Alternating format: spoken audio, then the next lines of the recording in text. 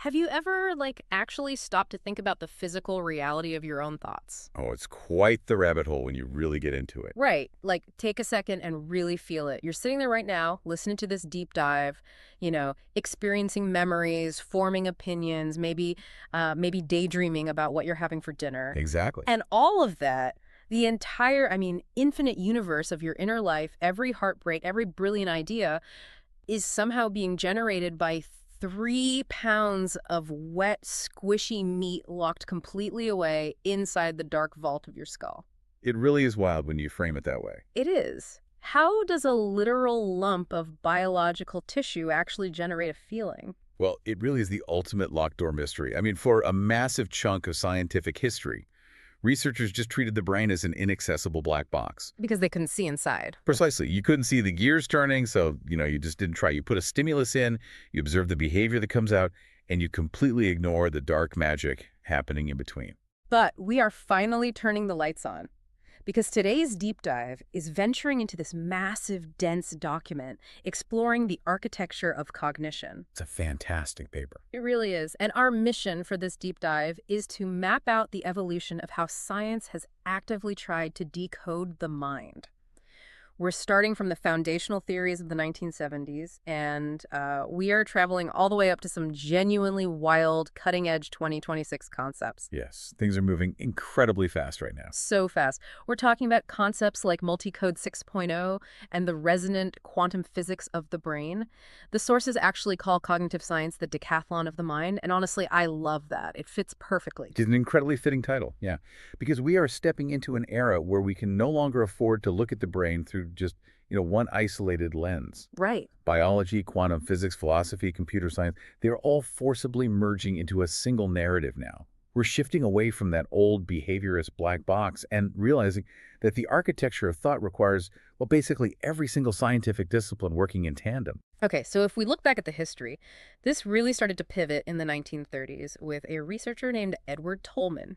Ah, yes. Tolman's rats. Tolman's rats. He was running rats through mazes, which, sounds like your standard old school behaviorism.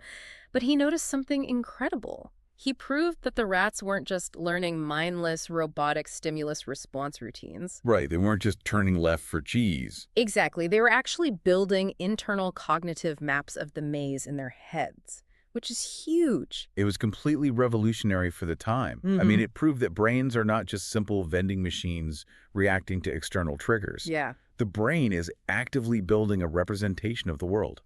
And that fundamental realization eventually led to a massive landmark moment in 1978, which was called the Sloan Report. Right. And that introduced something called the interdisciplinary hexagon. Okay, wait, let's unpack this for a second. What exactly was the hexagon? So it was an alliance of 6 pillars, basically: philosophy, psychology, linguistics, AI, neuroscience, and anthropology. Yeah. The report essentially argued that no single discipline could ever explain the mind on its own. Think about it. A linguist might be able to map out the abstract rules of human language, right?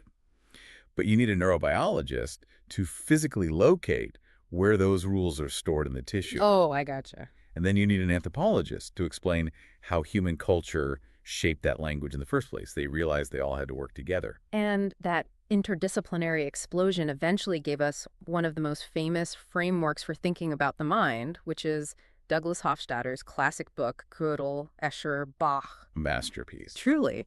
He looked at how a conscious mind emerges from formal, rule-based systems. And his big concept, the one everyone talks about, is something called the strange loop. Yes.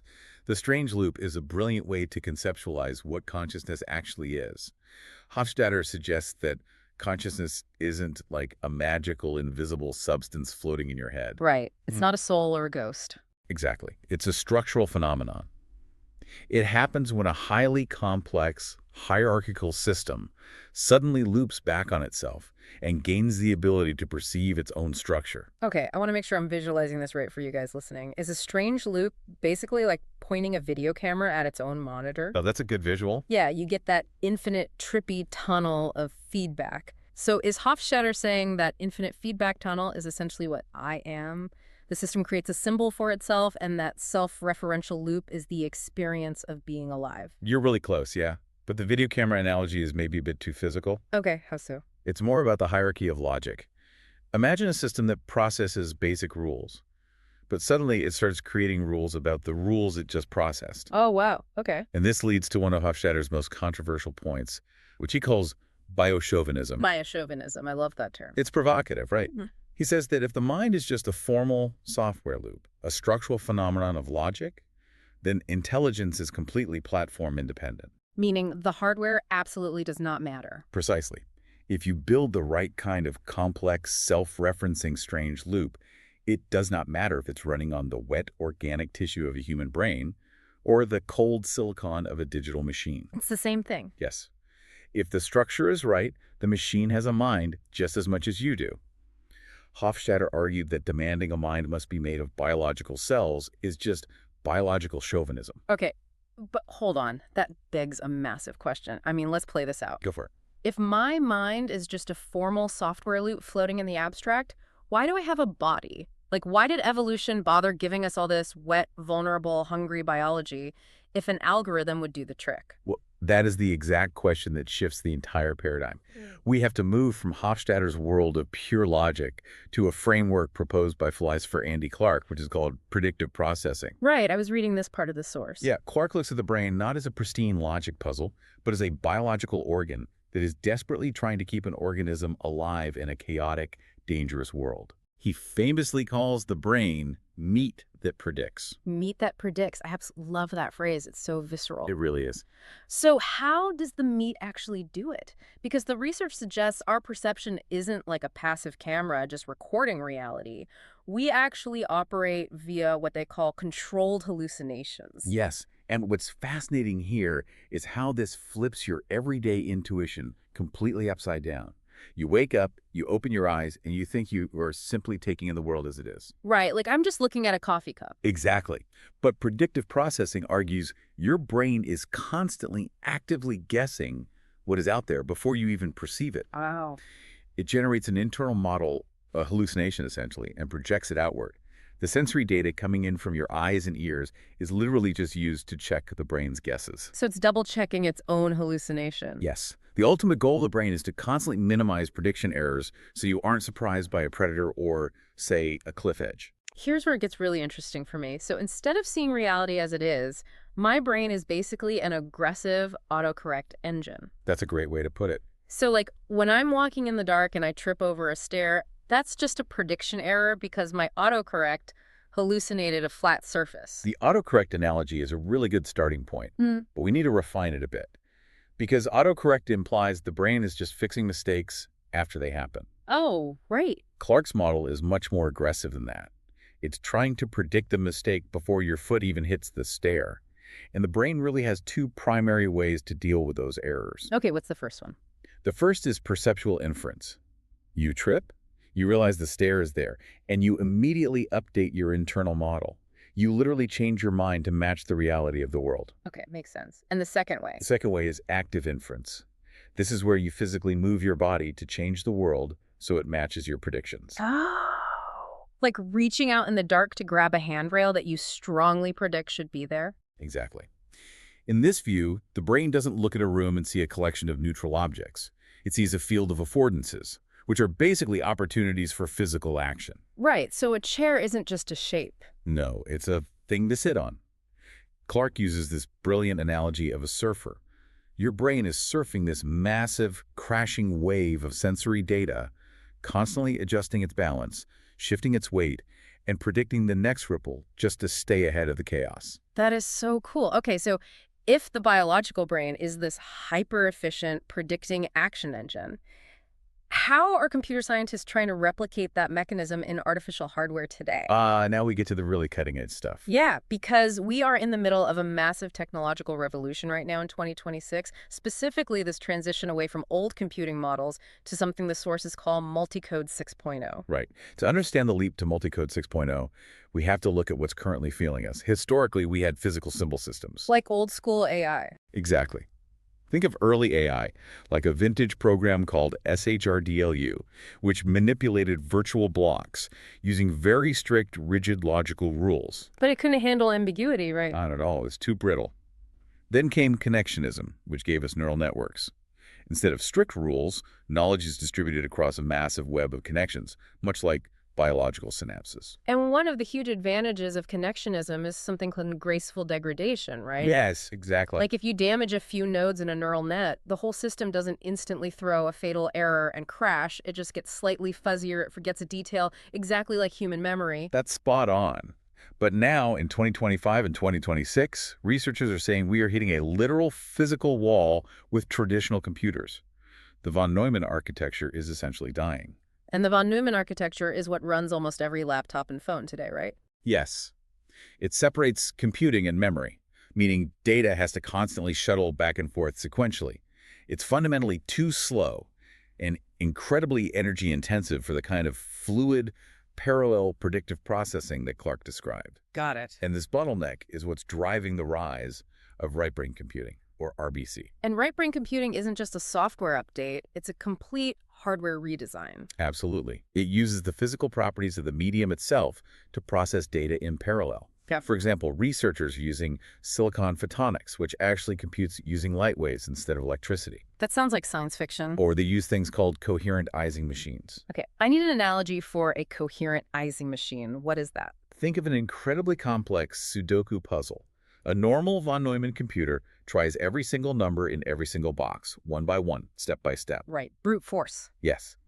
But a coherent Ising machine uses intersecting waves of light in a crystal. When you shine the light through, the physics of those waves naturally settle into the path of least resistance. Whoa. The physical properties of the system just natively fall into the correct answer instantly, all at once. You aren't calculating the math. You are letting physics solve the puzzle for you. Wait, so it's not even doing math anymore. It's literally just letting the universe solve it natively. Exactly. That is wild. And this strange new hardware is the foundation for Multicode 6.0. Yes. Multicode 6.0 is attempting something completely unprecedented. It wants to combine Hofstadter's strict formal logic loops with Clark's probabilistic neural nets using what they call multigranularity semantic learning. That is a mouthful. It is. But essentially, it's trying to build a system that understands both the rigid syntax of code and the fluid predictive nature of a biological thought. And the physical materials they are building this with sound totally alien.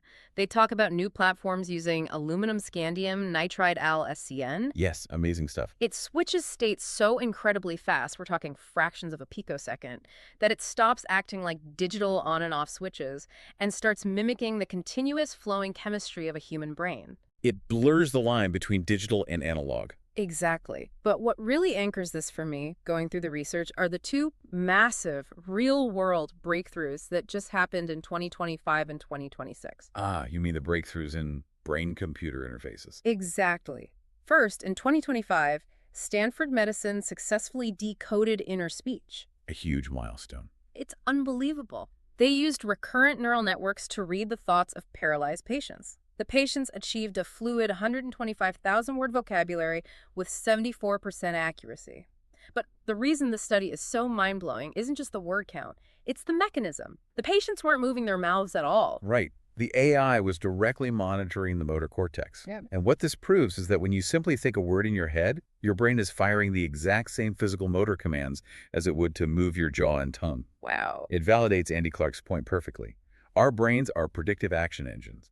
Even when the body is totally paralyzed, the brain is still actively trying to act on the world. And then, just recently, in March 2026, Cambridge and EPFL went a massive step further.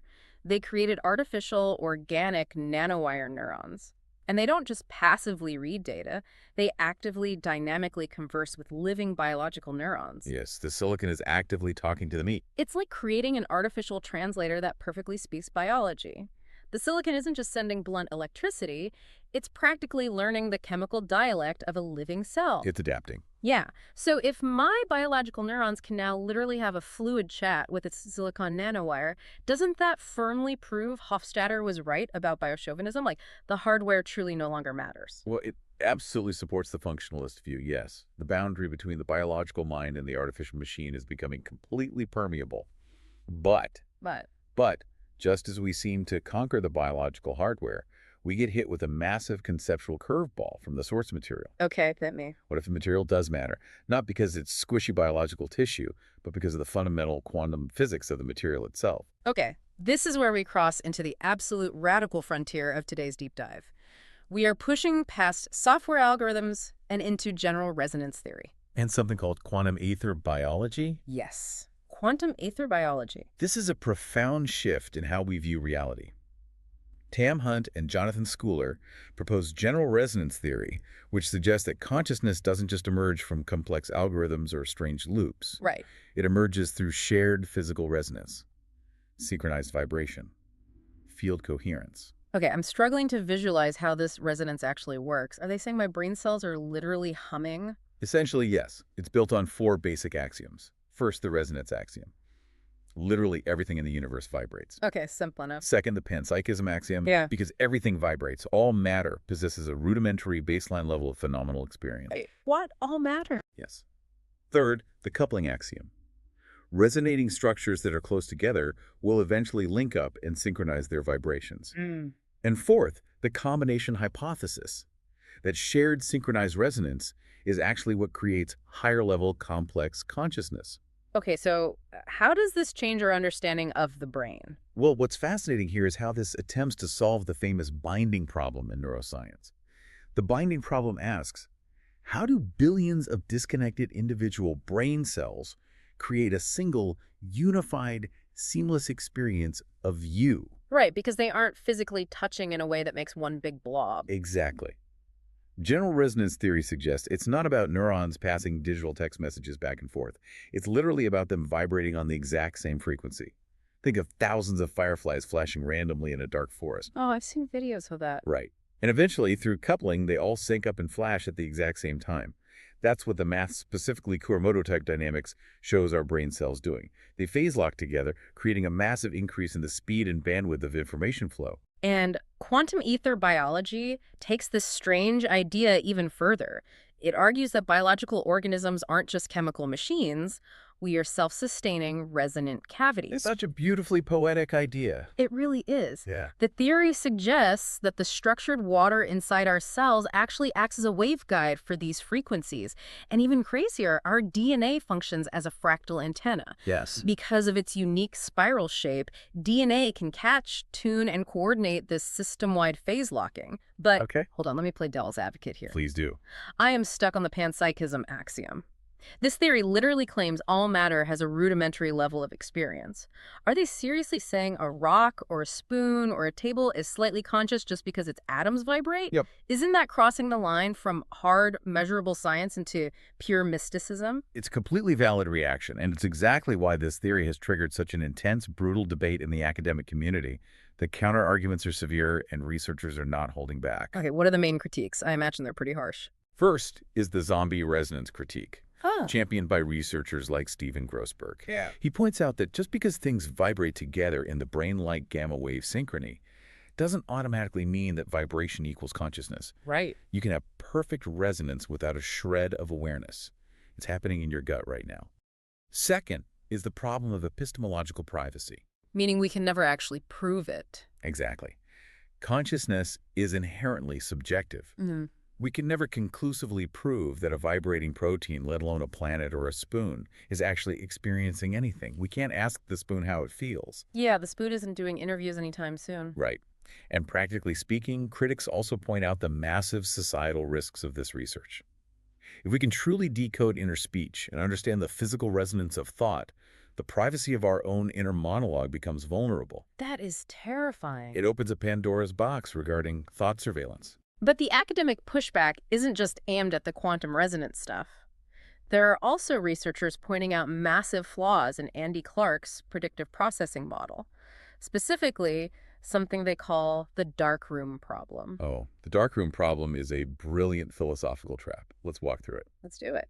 If the brain is merely a predictive engine, and its sole biological goal is to minimize surprise and eliminate prediction errors, then the most logical thing for any organism to do is to find a perfectly dark, perfectly silent room and just sit there until it dies. Because in a dark closet, nothing surprises you. Exactly. Your predictions are always 100% accurate. Think about your own life if you're listening to this. If your brain's ultimate goal was just to be safe, unsurprised, and perfectly predicting the next second, You'd never go on a first date. Never. You'd never travel to a new city where you don't speak the language. You'd never watch a thriller movie. The logical move is to sit in the dark room. But we don't. Why? And the answer to the dark room problem comes from the fourth edition of Jose Luis Bermudez's work on effective science. Right. He argues that a purely predictive model is entirely missing the architecture of human feelings. Emotions aren't just irrational bugs in our logical software, they are fundamental interrupt mechanisms. So emotion is essentially the ultimate push notification. That's a perfect analogy. Like it forces the brain to get out of the dark room to care about the world, and it overrides the baseline stay safe programming. That's exactly the mechanism.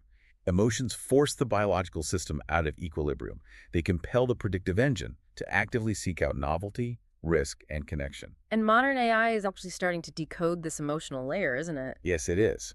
Modern vision language models, or VLMs, can now predict human affect with staggering accuracy. Researchers are studying things like affective inertia, which is literally measuring how long an emotional state lingers in the mind over time. Wow. Understanding the mechanics of that inertia is unlocking entirely new ways to decode and treat psychological disorders like severe depression. So if we connect this all back to the bigger picture, Yeah. this is exactly why the push for Multicode 6.0 is so vital. Yes, Multicode 6.0 isn't just trying to build a faster laptop. It's an architecture attempting to integrate all of these competing theories. It wants it all. It does. It wants the formal logical proofs of Hofstadter, the predictive error minimization of Clark, the physical vibrational resonance of Hunt and Schooler, A&D, the effective emotional states of Bermudez. It is trying to build a universal interface that speaks the full, integrated, messy language of the brain. Which brings us to the end of an absolutely incredible journey today. I mean, we started out looking at cognitive science as a hexagon of isolated disciplines, treating the mind as an algorithmic machine, meat that predicts. But the evolution of this research shows a radical shift. We are now being forced to view ourselves as highly complex biological organisms made of matter that resonates.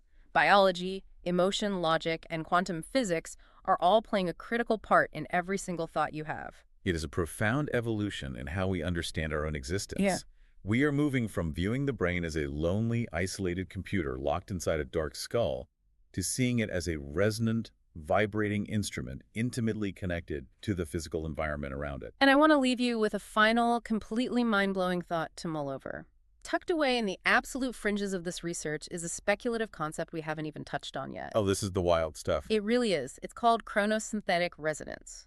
The theory suggests that as our technological and biological environments continue to merge, human evolution might actively respond to the new frequencies. It's a staggering hypothesis. The idea proposes that children born after the year 2032 might actually develop what they call transpersonal neurological structures, or TNS. Wait, meaning what exactly? The theory is that future generations might possess a biological evolution, allowing them to willingly synchronize their brain hemispheres with other people, using nonverbal, shared physical resonance and an entirely new form of human communication. So, as you sit there, listening to the resonant vibrations of our voices, consider this.